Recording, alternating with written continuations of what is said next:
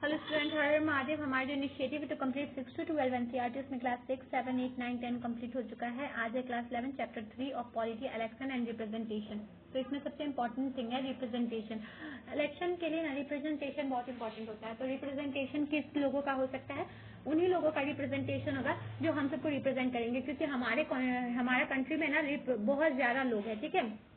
तो ना वो क्या हो सकता है कि हम सब डायरेक्टली इलेक्शन में भाग नहीं ले सकते, तो हम सब क्या करते हैं, अपने लिए अपना एमएलए चुनते हैं और उसको क्या करते हैं, पार्लियामेंट में भेजते हैं। तो ये इसी को क्या कहते हैं, इनडायरेक्ट रिप्रेजेंटेशन। इंडिया में दो तरीके का रिप्रेजेंटेशन हो सकता है, एक डायरेक्ट और एक इनडायरेक्ट। देखो डायरेक्ट यहाँ नहीं हो सकता, क्योंकि डायरेक्ट में क्या होता है, डायरेक्टली आप भाग लेते हो। जैसे ग्राम सभा में आप भाग ले सकते हो डायरेक्टली, बट अगर आप चाहोगे इंडिया जैसे वास्ट कंट्री में कि आप डायरेक्टली जो लॉ बनाने के काम में पीपल उसमें भाग ले, तो इतना नहीं हो सकता, क्योंकि इतना बड़ा आबादी को डायरेक्टली इलेक्शन में भाग लेना बहुत कठिन काम होगा, ठीक है।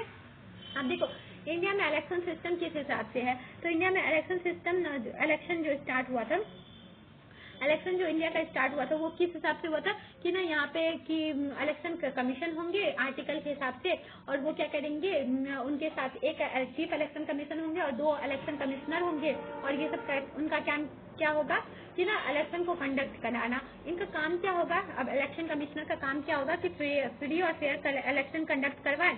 उसके बाद क्या करे कि ना इशू करे मॉडल कोड ऑफ कंडक्ट को, रजिस्ट्रेशन पॉलिटिकल पार्टीज का करे, और फिक्स करे कि कितना एक्सपेंडिचर किया जाएगा, ठीक है। ये सब ना किया जाएगा, ठीक है, इलेक्शन कमीशन के द्वारा।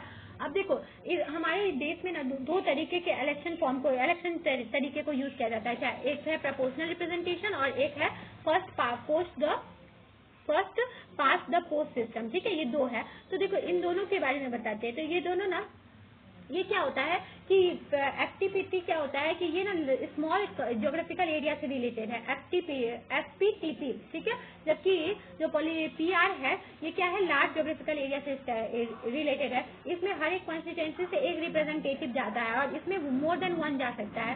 इसमें वोटर कैंडिडेट को वोट करके और इसमें पार्टी को वोट किया जाता है, ठीक है। पार्टी इसमें ना सीट ले सकता है वोट लेजिस्लेशन में करने के लिए, और इसमें every party get seats in the legislation proportion of votes, और इसके वोट्स के हिसाब से इसको लेजिस्लेटिव प्रोपोर्शन मिलता है। और ये कहाँ फॉलो होता है, इंडिया और यूके में, और ये कहाँ पे फॉलो होता है, नीदरलैंड और इजराइल में, ठीक है।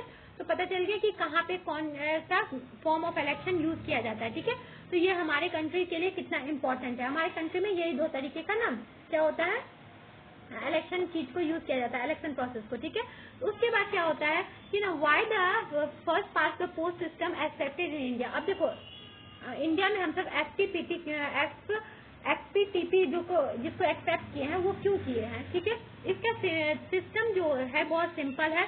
वोटर को क्लियर चॉइस होता है एक ही इलेक्शन के टाइम में कि उनको किसको इलेक्ट करना है, ठीक है।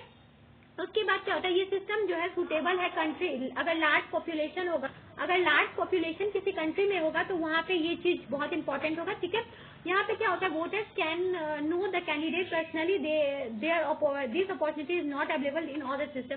और इसमें वोटर को क्या होता है कि ना वो कैंडिडेट को पर्सनली जान सकते हैं, ठीक है।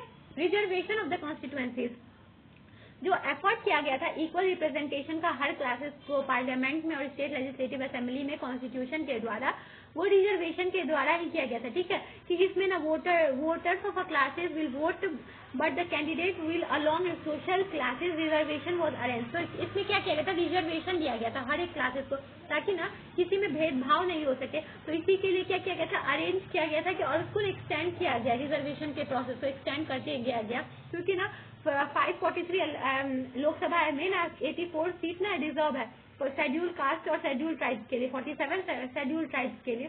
क्योंकि ना एक अगर ऐसा किया जाएगा कि एक पर्टिकुलर स्टेट में अगर SC/ST को दे दिया जाएगा तो वो नहीं सही होगा। तो इसीलिए पूरे इंडिया में अलग अलग जगह पे क्या किया गया है, ये चीज को रिजर्वेशन को बांट दिया गया है हमारे देश की इंटीग्रिटी को बताने के लिए, ठीक है, सेक्युलर इंटीग्रिटी को बताने के लिए। अब देखो यूनिवर्सल एडल्ट फ्रेंचाइजी क्या होता है, फ्री और फेयर इलेक्शन होता है यूनिवर्सल एडल्ट फ्रेंचाइजी में, ठीक है। तो उसमें क्या होता है कि इसमें राइट टू वोट होता है, किसी को भी जो भी 18 के अबव होते हैं, चाहे वो किसी भी रिलीजन से हो, कास्ट से हो, रेस से हो, अगर देश के नागरिक हैं तो उनको क्या होगा, राइट टू वोट मिलेगा। ठीक है, राइट टू वोट सबसे इम्पोर्टेंट थिंग होता है किसी भी देश के लिए। ठीक है, अब देखो इंडिपेंडेंट इलेक्शन कमीशन है हमारे यहाँ, क्योंकि ना इलेक्शन कमीशन हम सबके कॉन्स्टिट्यूशन से दिया गया है, तो इसीलिए इंडिपेंडेंट है। और उनको क्या होता है कि वो किसी के अंडर नहीं होते हैं, उनका जो सैलरी होता है वो कंसोलिडेटेड फंड ऑफ इंडिया से आता है, तो वो पार्लियामेंट के से बागी नहीं होते हैं। ठीक है, और वो उनका काम क्या होता है, फ्री और फेयर इलेक्शन को कंडक्ट कराना। ठीक है, सुकुमार सेन हमारे फर्स्ट इलेक्शन कमिश्नर थे, इस चीज को भी याद रखना है। अब देखो इलेक्शन रिफॉर्म्स भी होने चाहिए। अब देखो इलेक्शन तो करवाते हैं, देखो बट इतने इलेक्शन करने के बाद भी हम सब देखें कि इलेक्शन में बहुत ज्यादा प्रॉब्लम भी हम सबको देखने को मिलता है। तो इसके लिए क्या होना चाहिए, इलेक्शन रिफॉर्म्स भी होना चाहिए।